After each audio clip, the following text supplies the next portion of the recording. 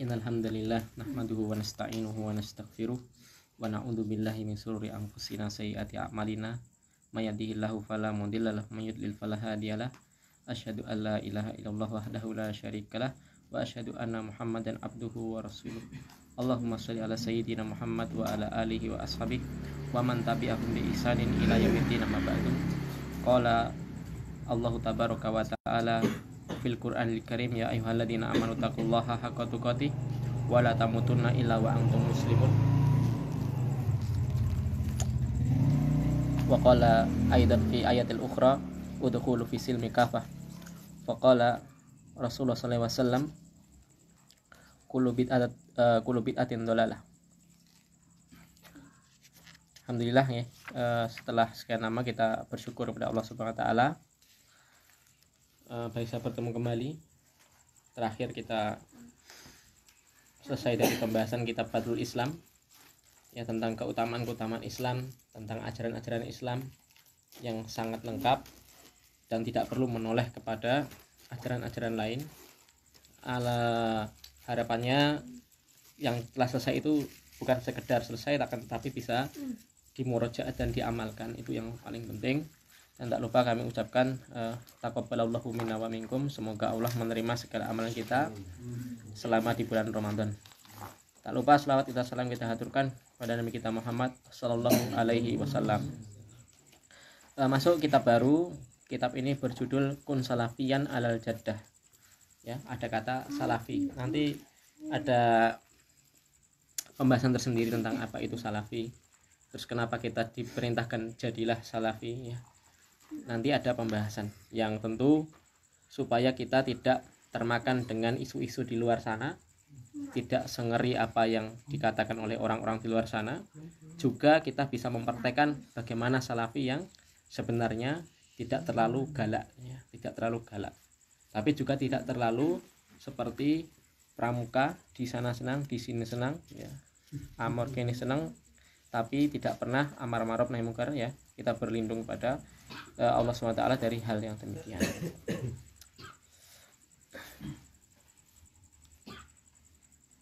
Masuk muqaddimah. Kitab ini yang punya terjemah, harapannya insya Allah manfaat juga. Jadi kalau sebelum kajian itu dibaca dulu. Nah, kita pembahasan kita kali ini muqaddimah tok wae. Ini muqaddimah Arabe wae, ada mungkin 6 halaman atau 8 halaman ini. 2, 3, 4, 5, 6, 7, 8, 9, 10, 11, 12. Ini nanti dirampung nih kok jam 11 bengi. Makanya saya ringkas nanti. Ya. Nek saya pengen ringkas, ini awalnya kitab ini. Ya, jadi kalau punya terjemahan bagusnya besok bahas apa ini dibaca dulu. Nah, nanti kan udah paham kan terjemahan. Nanti buat bahan. Engko nek pas kajian saya yang mengucapkan sini dibantah. Belajar bantah ustadz. Ya, mumpung ki ustadz berkulo. Nek ustadz liyane mungkin enggak bagus kalau dibantah. Nek saya tenang wae, padha cah nome. Ya. Atau perlu apa kritikan atau gimana prakteknya. Yang paling penting itu praktek. Dakwah itu paling penting praktek. Karena dakwah ini kaitannya aplikatif. Misalnya tidak hanya sekedar teori, waca terjemahne, mangguk-mangguk sesuk ilang, tapi yang paling penting praktek. Prakteknya gimana? Bagaimana di masjid kita itu makmur dan sebagaimana masjid yang diinginkan ajarannya itu ya sesuai dengan petunjuk Rasulullah SAW, ya gitu. Gak sekedar makmur tok, ya, tapi genjreng ya. Atau malah sepi, ya, tapi juga makmur, tapi makmur dengan ilmu, dengan kajian, dengan tilawatul Quran, ya, dengan tahfidz, ya, dengan bacaan-bacaan imam yang bagus. Kembali kitab. Awal ini kitabnya yang nulis Syekh Abdus Salam As-Suhaimi. Kelihatannya masih hidup itu. Ada Syekh Saleh As-Suhaimi. Syekh Saleh As-Suhaimi itu guru besar akidah di Masjid Nabawi. Ya. Kalau hadis muhadisnya Syekh Abdul Muhsin bin Abbad. Beliau sudah pensiun sekitar setahun yang lalu. Jadi pensiun dari ngajar di Madinah karena sudah sepuh, sangat sepuh, bahkan lebih sepuh daripada Syekh Rabi, ya. Keduanya masih hidup. Dengan Syekh Fauzan lebih sepuh Syekh Abdul Muhsin. Sekarang yang ngajar anaknya juga ya, Syekh Abdul Razak bin Abdul Muhsin. Syekh Abdul Razak ini kelihatannya kayak masih tegar, masih tegap ya. Itu putu itu udah cucu, udah punya cucunya udah besar ya. Biasa kalau di sana umur 13 tahun dinikah nih ya. Ini 13 tahun nih Cek nonton badminton ya. Ini udah beda, urfnya beda di sana ya. Yang jangan kalau dirapin sisan bae. Awalnya Syekh Abdul Salam As-Suhaimi ini baca kitabnya Syekh Bakar Abu Zaid. Syekh Bakar Abu Zaid itu punya kitab namanya Hilyah Tholabul Ilmi. Hilyatu Tholabil Ilmi. Kitab tentang buku tentang adab-adab penuntut ilmu. Bagus. Kapan-kapan kalau bisa dibaca atau mungkin suruh membacakan ustadz yang lain ya. Tapi lumayan kosakatanya berat.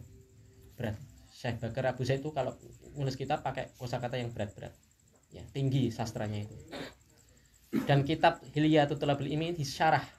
Sing mensyarah gurune. Ya, biasanya kan guru punya kitab disyarah muridnya. Ini enggak. Murid punya kitab sing syarah gurune. Siapa gurunya? Syekh Muhammad bin Shalih Al-Utsaimin rahimahullah taala. Ya. Dalam kitab tadi ada satu kata termasuk syarat-syarat jadi penuntut ilmu ialah kun salafian alal jaddah. Kun salafian alal jaddah. Nah, penulis Syekh Abdul Salam As-Suhaimi ini terinspirasi dari kata-kata kalimat kun salafian alal jaddah. Ya, masuk pembahasan yang pertama. Kita ringkas saja. Setelah muqaddimah membawakan ayat-ayat sebagai muqaddimah, beliau membawakan ayat tentang wama arsalnaka illa rahmatan lil alamin. Ya. Dan tidaklah kami Allah mengutusmu wahai Muhammad melainkan untuk sebagai rahmat bagi alam semesta. Rahmat. Jadi ajaran Islam itu semuanya rahmat, kasih sayang. Penyelamat di dunia, terkhusus lebih-lebih di akhirat nanti. Dari sisi akidah menyelamatkan rahmat. Dari sisi muamalah, amanah, mengajarkan amanah, piye jujur orang ngapusi. Dari sisi akhlak bagaimana lemah lembut kepada istri, kepada anak, kepada suami ya. Dari sisi ibadah bagaimana ibadah itu sesuai dengan petunjuk Rasulullah SAW sehingga apa? Tidak terlalu capek, juga tidak terlalu keras, juga tidak terlalu menggampangkan selama dia sesuai koridor ajaran Nabi.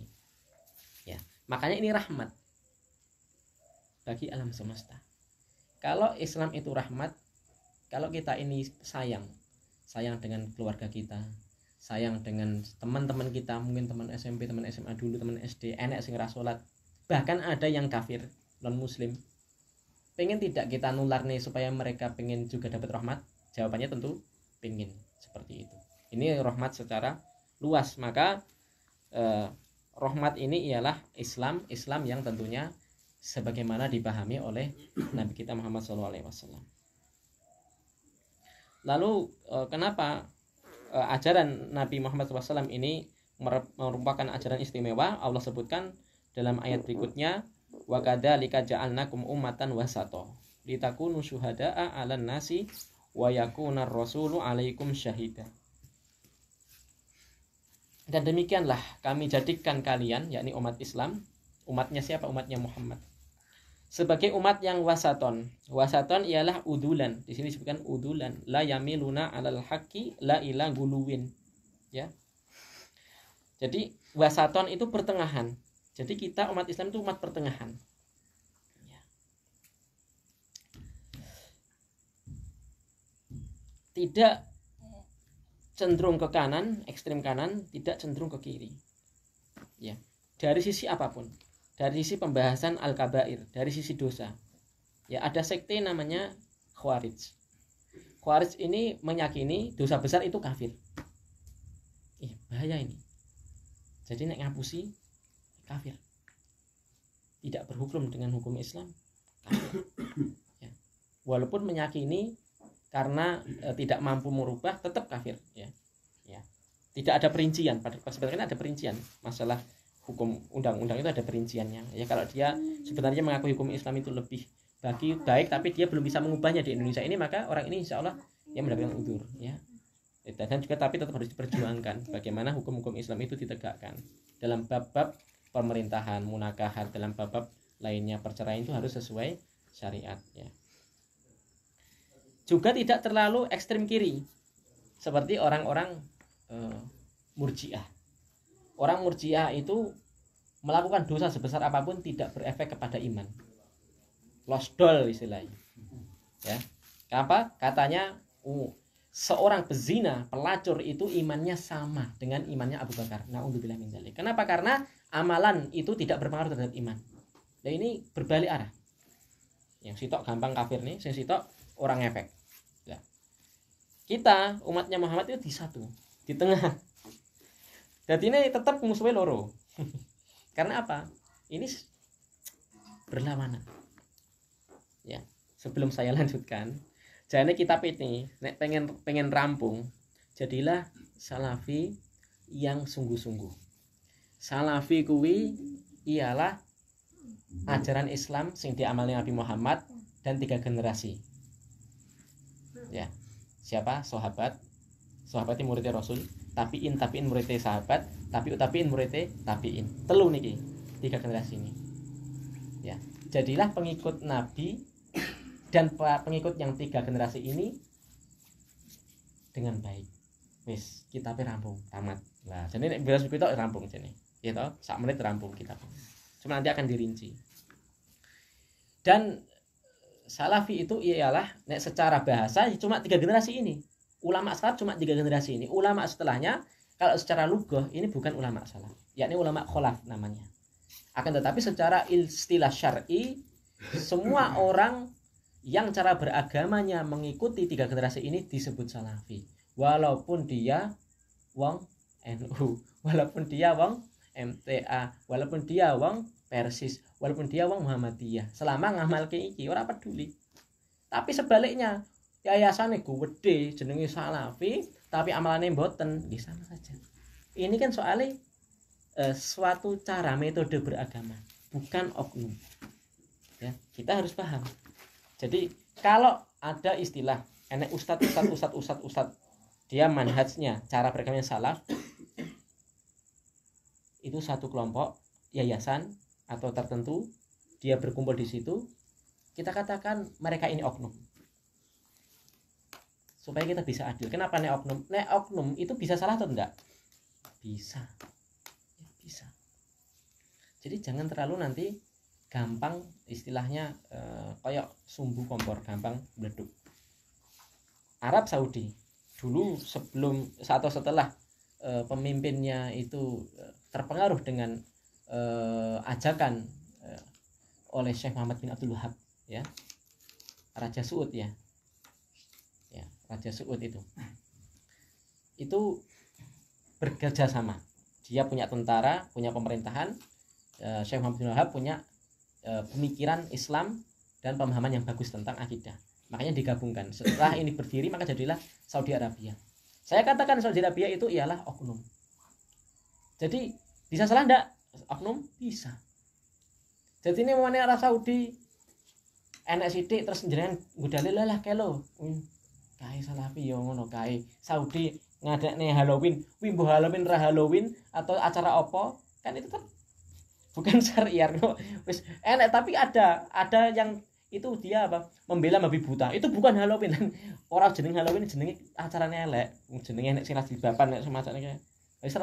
Wis muni ngaku iki salah ngono lho. Kadang enek sing anu, itu bukan Halloween dan itu sudah tanggal sekian. Lah nek tanggal sekian ora salah. Katakan itu salah. Tapi yang namanya oknum tidak mewakili. Ya, jadi salafi itu ialah ya Islam itu sendiri. Ya. Jadi jangan sampai salafi itu jadi ciri khas cuma kelompok-kelompok tertentu. Cuma memang karena nanti saya sebutkan, saya ringkes kenapa kok sekarang itu kok jadi malah kayak kambing hitam, ya. Bukan kambing putih.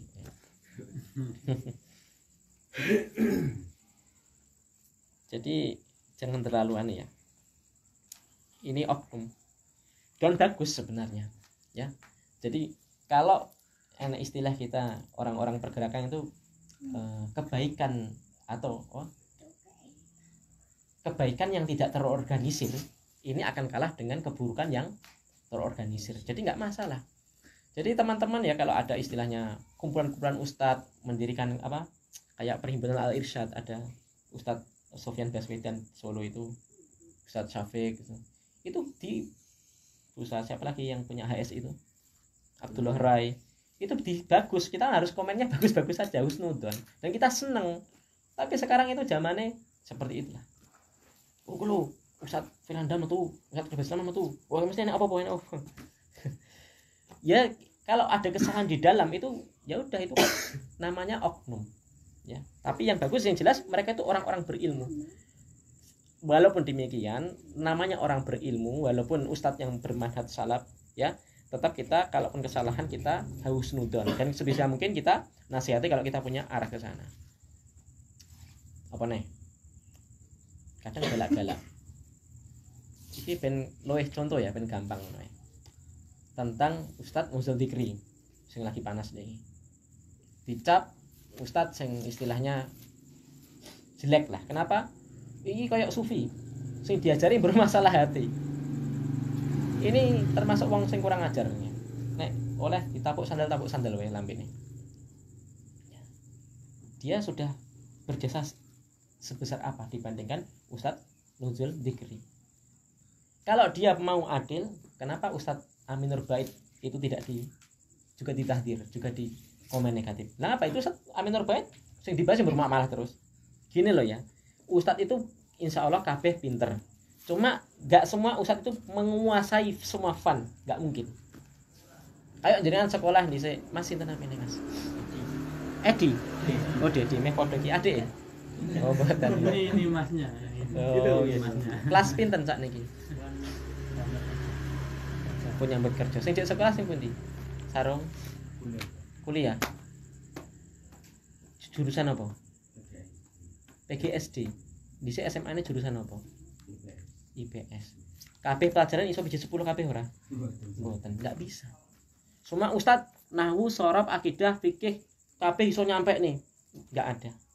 Kalau standar baku ilmu usulnya ya mungkin. Karena dia standar sing dipelajari nggo mahat, sing dipelajari nggo Universitas Islam itu ada mukorornya. Tapi setelah dia menguasai sing dasar-dasar, pasti dia akan mengambil yang mana yang lebih condong.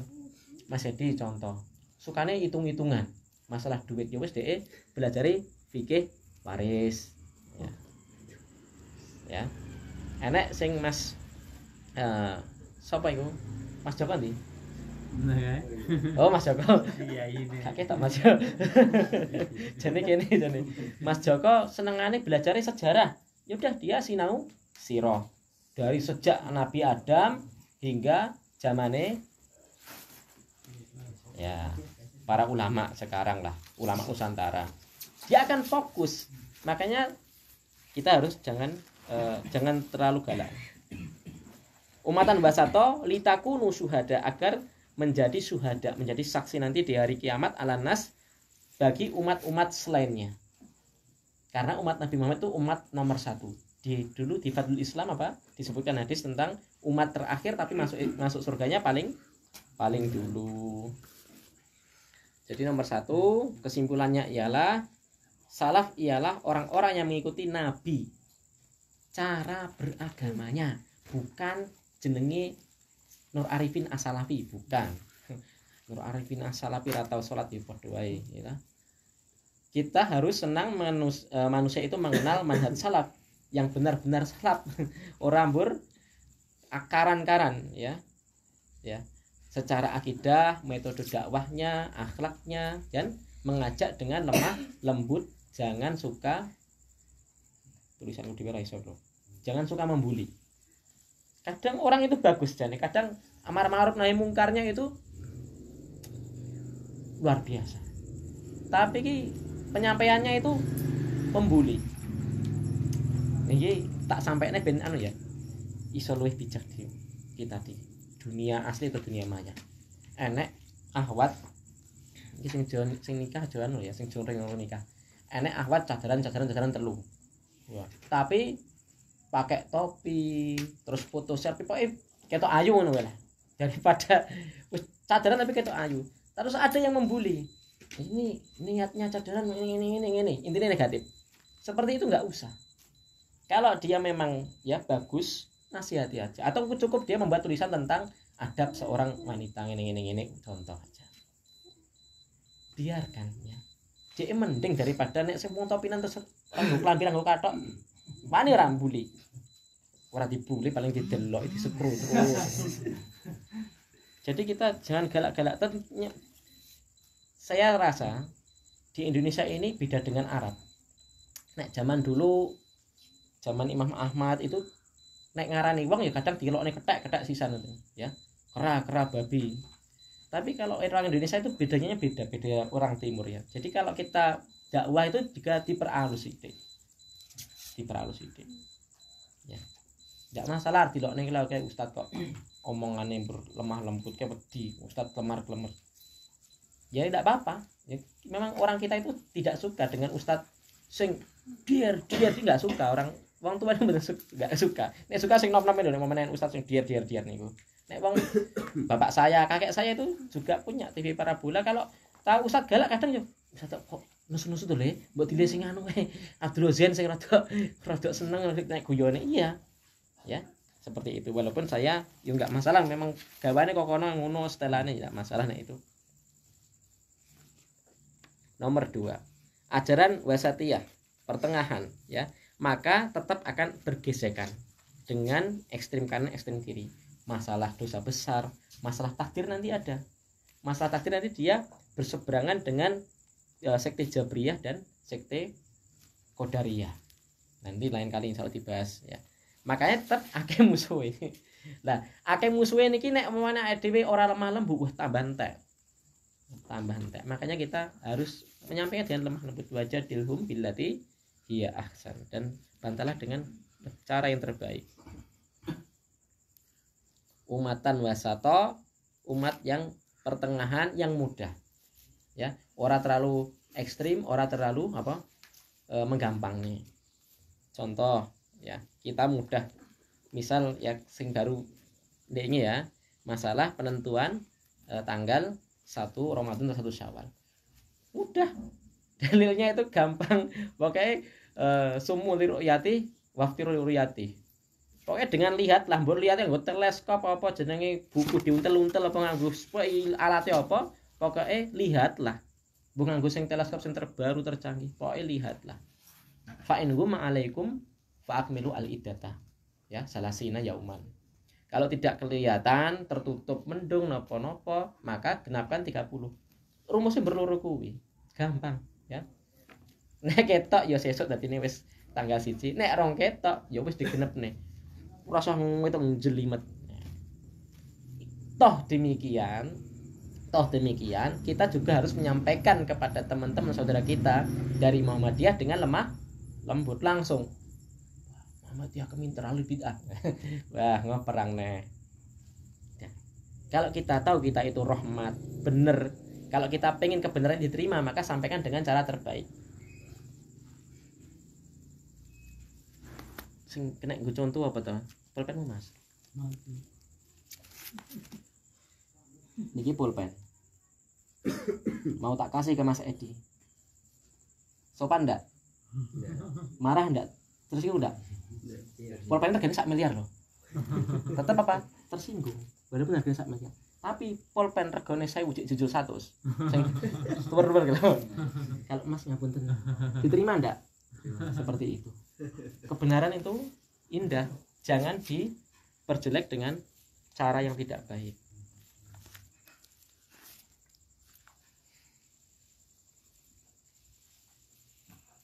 Jadi definisi siapa itu salafi ialah nanti ada babnya sendiri. Ialah ada dinyamankan ahlu sunnah. Siapa itu? Para sahabat dan orang-orang yang mengikuti mereka. Baik 3 generasi ataupun generasi setelahnya.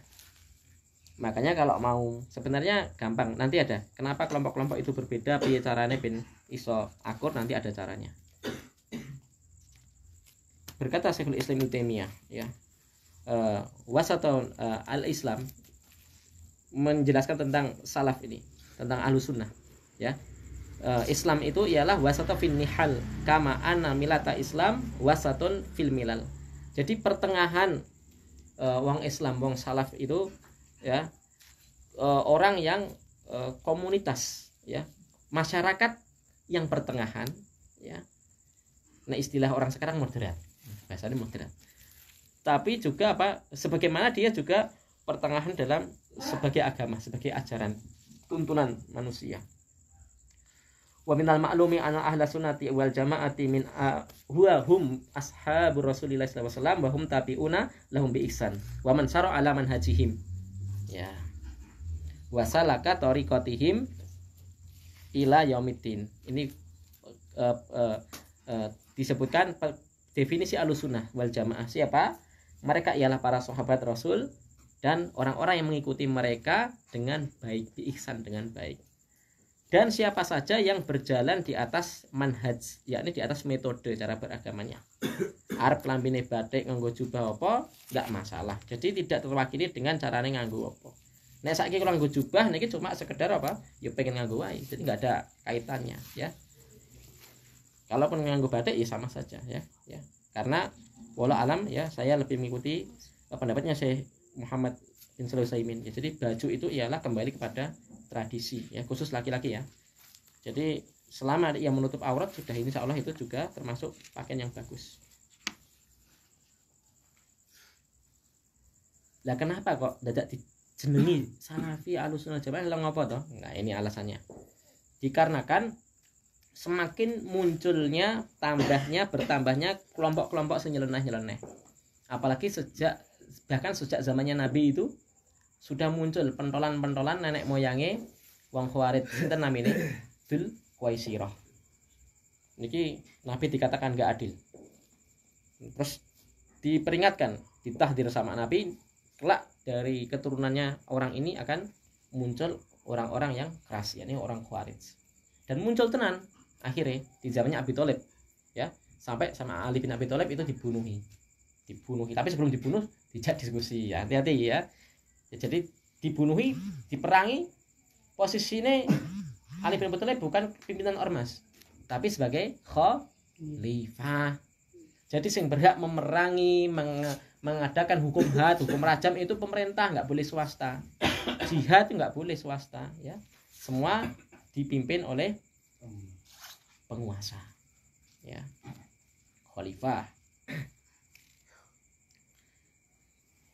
Nah, untuk membedakan maka para ulama menyusun kitab-kitab, membuat kaidah-kaidah Ahlussunnah wal Jamaah, ya, dikumpulkan hadis-hadis yang berkaitan dengan bagaimana kelompok yang benar, maka dinamailah mereka Ahlussunnah wal Jamaah, Salafi, Firqatun Najiyah, dan lain-lain. Supaya terbedakan. Di sini disebutkan supaya terbedakan ben wong wi iso milih. Ya. Nah, istilah anak lele akeh kan. Iki lele India, lele Jakarta, lele penyakitan, lele ora bagus dimakan. Maka disendirikan. Dipilah yang terbaik itu taruh sini. Biar orang yang mau beli, orang yang mau konsumsi itu bisa memilih. Makanya dilabeli lele bergizi, murah lagi sih dewe payu ki mesti. Seperti itu. Ya seperti itu penamaan, ya. Sebagaimana dulu disusun kitab-kitab nahwu seperti Al-Jurumiyah, ya. Kenapa? Karena orang Arab semakin ke sini Arabnya hilang. Nek wong saiki wong Jawa hilang Jawane. Makanya disusun kitab nahwu supaya lesannya Arabnya itu tetap lurus, ya, tetap lurus. Jadi enggak masalah penamaan itu. Tapi jangan tertipu dengan penamaan, ya. Juga jangan tertipu. Penamaan itu tujuannya untuk membedakan, ya. Untuk membedakan supaya orang bisa membedakan antara ahlul haq dan ahlul batil. Apa perintah kita suruh mengikuti para sahabat? Ada dalilnya. Sing pendek ayat Luqman ayat 15. Wattabi sabila man anaba ilayya. Ya. Wattabi sabila man anaba ilayya. Dan ikutilah jalannya artinya cara beragamanya. Siapa? Man anaba, orang-orang yang kembali kepadaku, kembali kepada Allah. Orang-orang yang kembali kepadaku ialah ditafsir, jangan buka banyak tafsir. Merucut kepada ialah para sahabat. Disebutkan ialah para sahabat. Karena seluruh para sahabat itu ialah orang-orang yang anaba ilayya, kembali kepada Allah. Lalu ayat yang kedua, ya dereng kepati mantap. Ini sering dihafalkan, sering banyak yang dibawakan, ya. Wasabiqunal awwalun minal muhajirin wal ansar walladzina taba'um bi ihsan radhiyallahu anhum wa radu'an wa adalahum jannatin tajri min tahtihal anharu khalidina fiha abada dzalikal fawzul adzim.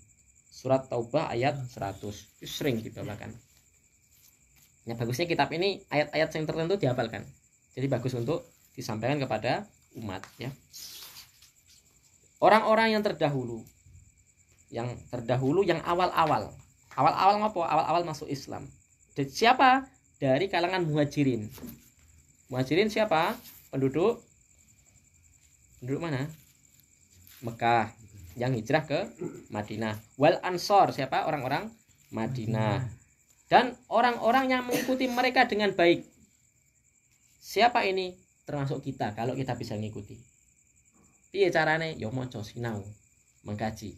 Bagaimana cara sholat seperti Nabi dan para sahabat? Bagaimana jualannya seperti Nabi dan para sahabat? Bagaimana caranya golek bojo seperti Nabi dan para sahabat? Bagaimana cara didik tole niki seperti didiknya para sahabat? Nek poso kan poso dilatih. Jane rasah posone, ya. Salat jane rasah salate, ya. Wong poso kok jam 09.00 buka engko posone. Tapi itu apa kebaikan? Ya.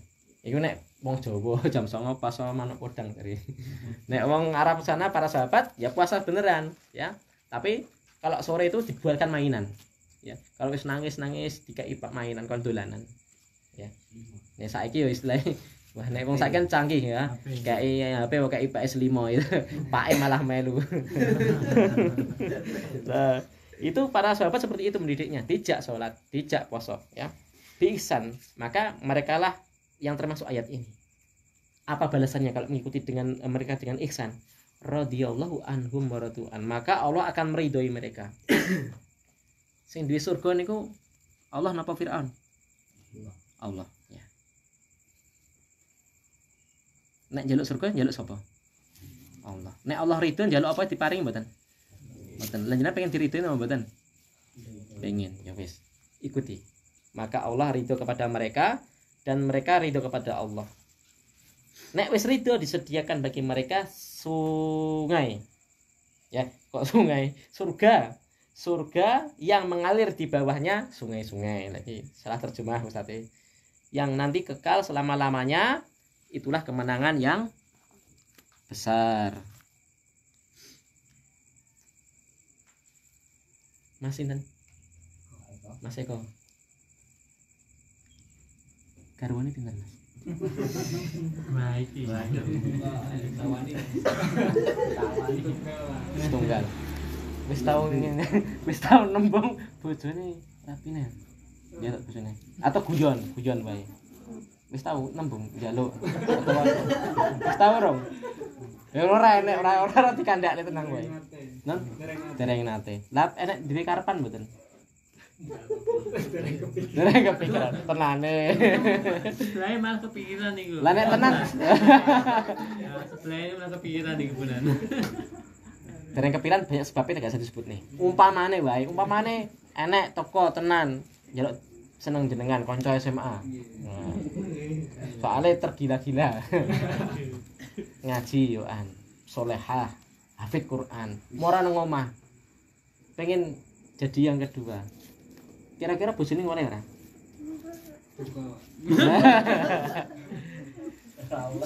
Nek kula genah ora oleh. Nah, wis tau nembung praktek. Ora oleh. Ya wis to. Nanti di surga orang itu minimal garwane pinten? 2. Tenang nih. Sapa Dik? Poligami sak kira wis somben genah poligami. Lah kowe ra pengen tak poligami apa ora pengen mlebu surga? Karena nanti apa? Kabar gembira nanti sebagai kisahnya Ummu Darda. Ummu Darda iku ditinggal sedo garwane Abu Darda. Suruh nikah sama Nabi, disuruh nikah atau sama sahabat lain, saya lupa. Disuruh nikah, enggak mau. Kenapa? Beliau ingat perkataan Nabi bahwasanya apa? Kurang lebih maknanya apa? Orang itu kalau beriman sama-sama beriman suami istri nanti akan dipertemukan lagi di surga. Makanya saya ingin suamiku saya namanya suami saat, yakni apa? Suami yang terakhir, dan saya ingin Abu Darda sebagai pasangan saya nanti di surga. Karena wanita nggak boleh poligami, walaupun di surga juga nggak boleh. Tapi nek laki-laki nek nang donya ora dirati oleh bojone atau mertuane tetap nanti sama Allah dikasih. Seneng ra seneng, gelem ra gelem. Bojone gelem ra gelem dari bidadari dari apa? Surga dan juga bidadari dari dunia, yakni garwane. Yang disebutkan apa? Betisnya itu sampai kelihatan tulangnya. Sangat putih. Wanginya itu kalau jatuh apa? Tetesannya itu di dunia, maka seluruh dunia akan bau wangi. Wis. Dan ini surga itu apa kata Nabi apa? Belum pernah ada mata yang melihat, belum ada telinga yang mendengar, dan belum terbetik di pikiran. Enaknya surga nggak bisa bayangkan seperti itu. Saking apa? Saking dahsyatnya kenikmatannya, termasuk nanti ketika memiliki bidadari surga. Belum ada yang menyentuh. Malaikat pun belum menyentuh. Si buka segel orisinil dengan sopen. Lah pengen mboten jawabane nggih? Pengen. Ya wes, melu kaki melu sahabat ya. Lalu berkata Ibnu Taimiyah ya, tidak ada aib. Sebentar lagi ya, tidak ada aib. La aiba ala man adhara madhhab salaf wa antasaba ilaihi, dan tidak ada aib, tidak ada cercaan orang yang menyebutkan kalau dia madhabnya ialah madhab salaf. Madhab salaf itu ialah madhab akidah, karena kita belajar akidah. Lah apa sama, apa berbeda dengan madhab fikih Imam Ahmad, Imam Syafi'i? Berbeda tidak? Sama saja. Karena 4 imam ini, Imam Abu Hanifah, Imam Syafi'i, Imam Malik, dan Imam Ahmad, semuanya ini ialah generasi salaf. Ya kan? Dari rentan 150-an atau mungkin kurang lebih 130 Hijriah sampai nanti sebelum 300 Hijriah. 4 orang ini. Dan mereka ialah madhabnya ialah juga madhab salaf dalam akidah. Ya, jadi kalau madhab fikih mereka punya madhab sendiri. Tapi masalah akidah ya mereka madhabnya Ahlussunnah wal Jamaah sama. Ditanya Allah di mana, ditanya tentang iman qada dan qadar, tentang bagaimana arsy, mereka sama jawabannya. Senyelenehkan lagi wong-wong saiki, ya, wong-wong saiki. Tidak ada aib. Au i'taza ilaihi bal yajibu qabulu dzalika minhu. Dan tidak mengapa orang menyandarkan dirinya kepada madhab salaf, ya.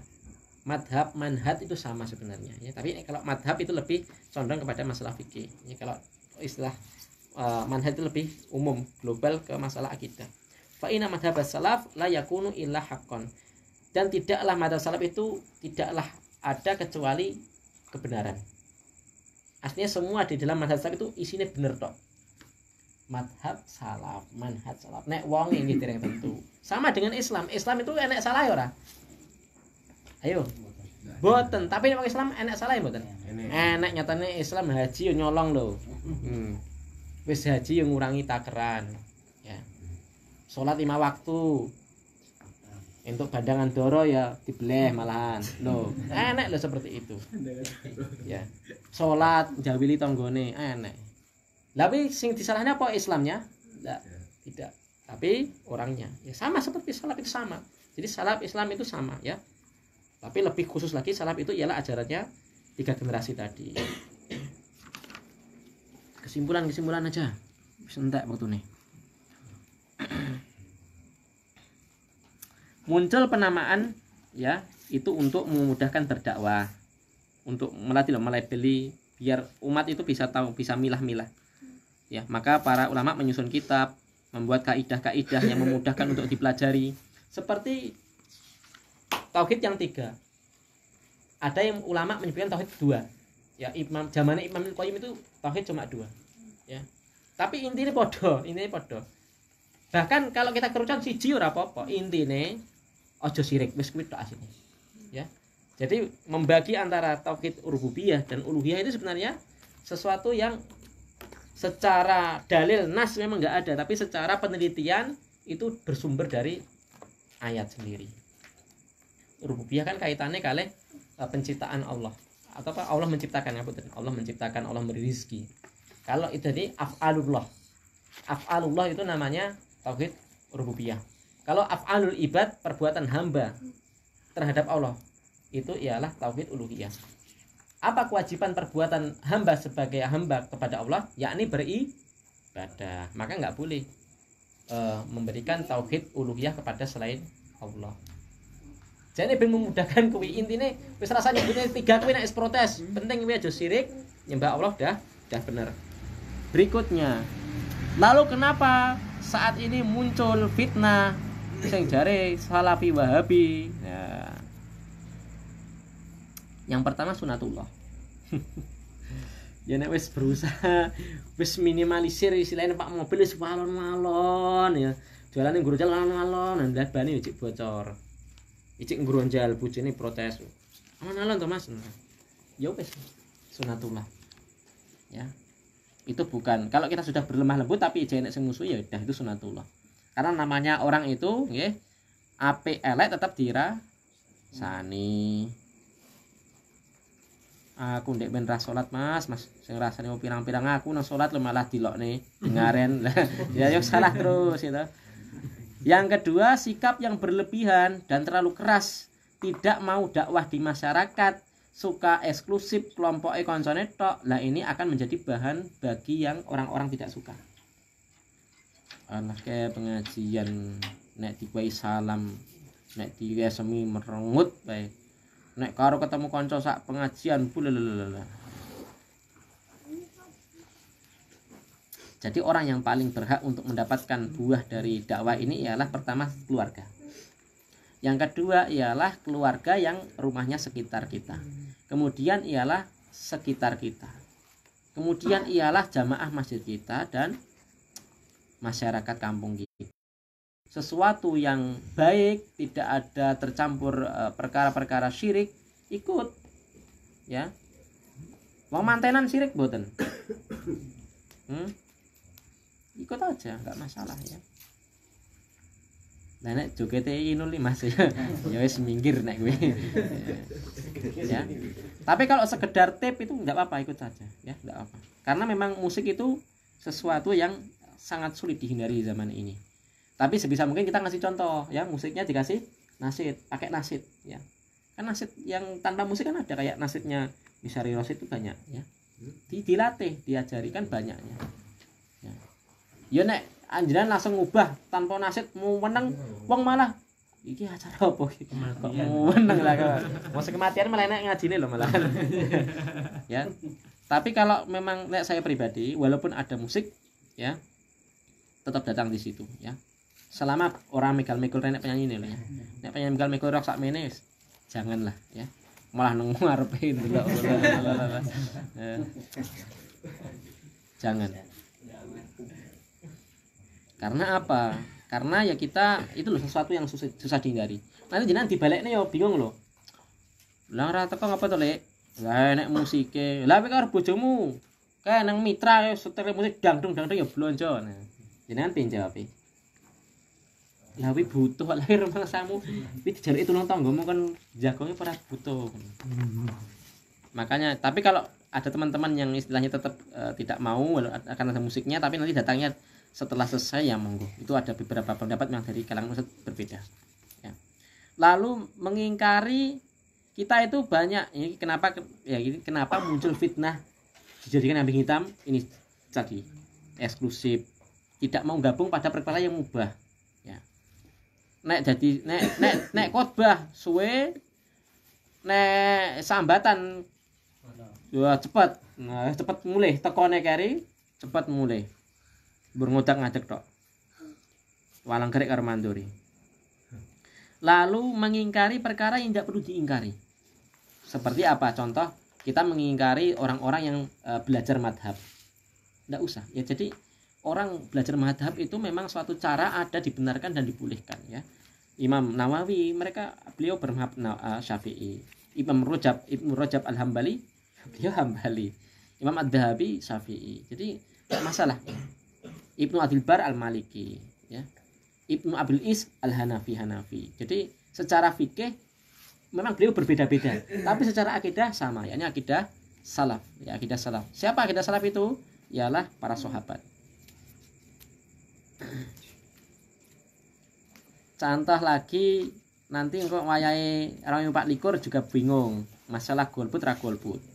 Jadi masalah golput tidak golput itu masalah ijtihadiyah ya. Jadi kita nggak boleh, memang ada ulama ya semisal Syekh Abdul Malik Ramadhani atau Syekh Abdul Muhsin Al-Albani itu membolehkan ikut pemilu kalau memang di situ ada maslahat. Contoh satu ini lebih mendukung sekuler, komunis, dan yang satu ini mendukung kelompok-kelompok Islam. Lah pilih. Lah kok kabeh golput engko sing menang iku kuwi. Lalu bingung dhisik masalah yayasan, hukumnya apa? Ya, boleh. Masalah jihad Ambon itu kalau kita mau boleh jujur, jadi perpecahan-perpecahan yang terjadi di sekitar sini atau mungkin di nasional ya tentang para ustadz salaf itu sebenarnya ada perbedaan di masa lalu yang merembet ke masalah pribadi ya. Maka ya semoga kita semua jadi orang yang bertakwa, jangan sampai masalah-masalah yang khilafiyah ini jadikan saling hantam. Lalu menyepelekan pentingnya nikmat ukhuwah. Nek enek koncone salah sithik langsung posting. Nek perlu potong videone pas kuwi sing salah sing di dhuwur dikasih caption sendiri. Ini kan namanya apa? Framing, enggak boleh ya. Sudah dinasihati belum? Ya, jadi awal rusaknya orang itu seperti ini. Lalu yang ketiga, kenapa kok muncul fitnah? Karena kita mengiyakan, masalah Wahabi nggih. Nah, enggak ada dalilnya salafi Wahabi, enggak ada. Itu coba pelebelan dari orang-orang yang enggak suka. Ya saya Wahabi loh, malah bangga. Enggak boleh ya. Walaupun kita akui Syekh Muhammad bin Abdul Wahhab itu ialah orang yang baik. Ya, tapi enggak boleh kita menisbatkan kan enggak ada dalilnya. Ya kalau salafi itu ada dalilnya ya. Iya, adilnya Nabi pernah berkata kepada Aisyah apa? Ini khairu salafi laki. Aku ialah sebaik-baik salaf bagimu wahai Aisyah. Yakni pendahulu, yakni orang yang bisa dicontoh Nabi. Karena kalau kita membatasi kita sebagai Wahabi, padahal Syekh Muhammad Abdul Wahab ini hidup di tahun 1800-an. Artinya kita akhirnya cuma mengkhususkan kita cuma ikut Syekh Muhammad Abdul Wahab. Padahal sebelum Syekh Muhammad Abdul Wahab sampai zaman Nabi itu ulama ratusan bahkan ribuan. Walaupun seandainya kita itu memane ngaji akidah, ngaji kitab Syekh Muhammad Abdul Wahab tok we, insyaallah cukup. Tapi kalau kita mengkhususkan itu saja juga terlalu gulu, terlalu berlebihan. Jadi kita kalau mengiyakan penyebutan itu yang pertama tidak dalilnya, yang kedua itu sifat gulu ya. Sifat berlebihan, gulu itu berlebihan. Artinya nanti cuma penyempitan istilah salaf itu cuma Syekh Muhammad Abdul Wahab. Enggak ya. Malah kadang enek sing iya saya salafi Wahabi. Salah itu. Istilah orang ini loh. Gue contoh nih. Weh. Untuk klub motor. Klub motor apa? Supra. Nah, pokoknya ya Supra. Padahal bagusnya kan dia nyebutkan apa? Honda. Soalnya Honda kan luwih akeh kan liyane Supra. Luwih apik, luwih larang, luwih bagus ya. Nek dia mengkhususkan cuma Supra nanti Hondanya hilang. Ya, seperti itu. Ya kalau kita mengkhususkan nisbah kepada Syekh Muhammad Wahab saja ini yang pertama terlalu berlebihan, yang kedua tidak dalilnya. Dan yang ketiga, kalau kita nisbah kepada Syekh Muhammad Wahab yang dimaukan orang-orang Syiah, yang dimaukan orang-orang tentara Inggris dulu pas penjajah India, waktu penjajah ya, membantu orang-orang ya sekuler, mereka yang dia inginkan ialah orang Khawarij. Siapa namanya? Syekh Muhammad bin Abdul Wahab bin Khurtum. Ini beda, sekitar mungkin sudah ratusan tahun sebelum Syekh Abdul Wahab. Dan pemahamannya Khawarij. Jadi suka membunuh orang-orang yang dikafirkan. Lalu kita kalau mengiyakan padahal yang dimaksud orang Syiah ya dia, bukan Syekh Muhammad bin Wahab yang ini. Kalau yang ini kan Syekh Muhammad bin Abdul Wahab bin Sulaiman At-Tamimi. Dan namanya bukan Abdul Wahab, bukan Wahabi, tapi namanya siapa? Syekh Muhammad. Demikian yang bisa saya sampaikan, semoga bermanfaat. Jadi sekali lagi, jadilah salafi yang benar-benar. Kalau ada fitnah ya, ya karena nggak suka ya, karena kadung ya kadang karena dampak kita sendiri sih sebenarnya. Kadang kita buat flyer-flyer yang terlalu radikal, terlalu kasar, terlalu membuli, akhirnya kita ketika dikenai serangan balik kita gelagapan. Jadi lebih cenderung kepada takfir atau masalah ke neraka. Jadi ya bener lah nanti ujung-ujungin neraka, tapi orang Indonesia itu nggak suka dicap neraka, nggak suka. Contoh pernah saya dapat itu gini, ciri-ciri masjid al-bid'ah, 1 kunutan. Ini kan Anda bunuh diri. Iya, karena masalah kunut sendiri itu dalam masalah fikih ialah masih ikhtilaf yang mutabaroh, yakni perbedaan yang masih diakui istilahnya kevalitannya. Jadi sama-sama kuat, yang kunut pun juga kuat. Dan kalaupun Imam Abu Hanifah itu mengatakan kunut itu bid'ah, bukan artinya orang yang mengamalkan bid'ah itu ialah al-bid'ah. Pertama itu. Yang kedua, bid'ah secara amalan itu tidak sama beratnya dengan bid'ah i'tikad. Bid'ah apa? Akidah. Nek Syiah itu genah ya. Keyakinan ya. Meyakini nanti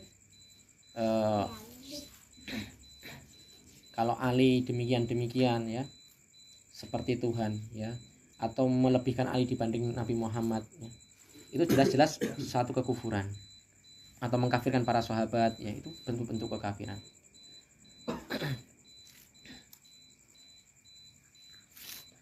Saya lebih condong kepada apa? Perkataan Ustadz Firanda. Ya, saya senang karena beliau doktor akidah, bagus ya.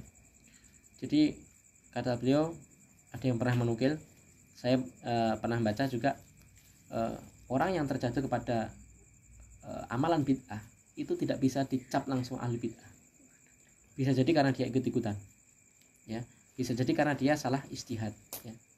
Berbeda kalau amalan bid'ah itu sifatnya akidah ya, karena bid'ah itu ada amalan, ada bid'ah akidah ya, bid'ah keyakinan seperti Khawarij itu bid'ah akidah, Murji'ah ya. Tapi ada memang sebagian, saya tidak sebut nama, ada beberapa ustadz salafi di Indonesia itu yang mengatakan kalau orang terjatuh amalan bid'ah ya dia bid'ah. Dan ini wallahu alam kurang tepatnya. Dan saya pun tetap menghormati pendapat ini. Dan jenengan jangan kaget ya, jadi pamane enek ustadz kae karo kae kok beda, sing kae kleru sing kae bener, terus jenengan terus nyepelekne sing kleru, ya jangan. Biasa wae ya. Orang itu semakin berilmu insya Allah semakin memaklumi mana ustadz yang benar, mana ustadz yang keliru ya. Dan saya yakin semua insya Allah tidak sengaja. Dan hati-hati kayak mengatakan ciri-ciri masjid bid'ah ialah kunutan, nek sholat nama itu, nek sholat ora rapet, nggak usah seperti itu ya, nggak usah. Itu kalau dirinci masalah fikih tidak separah yang Anda sangkakan ya. Masalah nawa itu dalam mazhab Syafi'i memang keras para ulamanya, keras bahwa itu memang disunahkan ya. Imam Nawawi sendiri mengatakan apa, niat itu apa, di hati, dan lafadznya ialah sunnah. Ini kata Imam Nawawi, silakan dibuka tadi kitab-kitab beliau. Walaupun saya tidak mengamalkannya, tidak mau memakai nama itu, tapi artinya kita jangan gampang loh. Apalagi internet itu tidak bisa dipilah. Jadi konsumennya itu luas, dari sing kafir, dari sing ora tahu sholat tapi sok keminter Islam, enek sing sholat pinter tapi gak pinter Islam, ada yang pinter Islam tapi galak, ada yang nanti yang apalagi jenengan mengatasnamakan dakwah salaf lah. Ini Anda malah ngesakne kancane. Jenengan sing ngantemi omahe wong, gara-gara jenengan gemplangi omahe wong pecah kocone nganggo klambi abang, pas kula nganggo klambi abang liwat, kula sing dicegat. Iso paham kan maksudnya? Ya, subhanallah wa bihamdika asyhadu an la ilaha illa anta astaghfiruka wa atubu ilaik. Assalamualaikum warahmatullahi wabarakatuh.